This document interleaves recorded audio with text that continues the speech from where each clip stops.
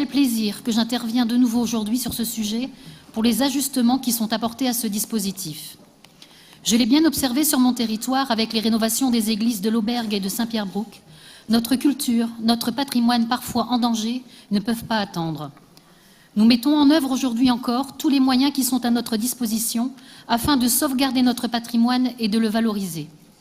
C'est pourquoi je salue ici l'ouverture à un plus grand nombre de bénéficiaires publics ou privés de ce dispositif.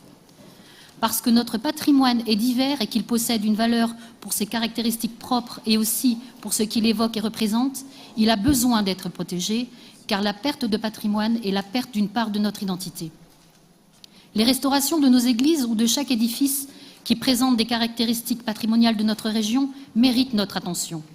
Si nous mettons en valeur notre patrimoine, nous mettons en valeur notre région. C'est la raison pour laquelle nous sommes soucieux de contribuer aux travaux nécessaires, réalisés, si je puis dire, dans les règles de l'art, pour préserver nos monuments, qu'ils soient inscrits ou non aux monuments historiques. Ces édifices sont des symboles forts de l'identité et de l'histoire collective locale, et leur restauration constitue une première richesse transmise aux générations futures.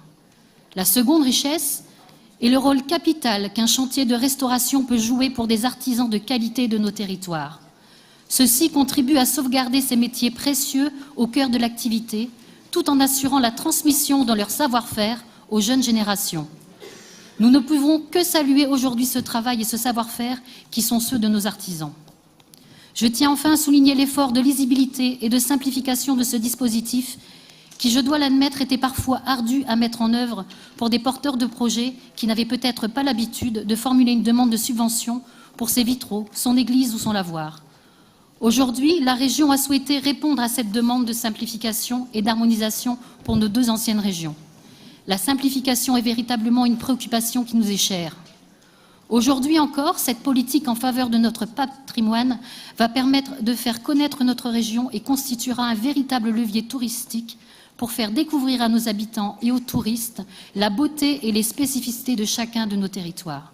Le groupe Les Républicains et Apparentés votera bien évidemment sans réserve cette délibération. Je vous remercie.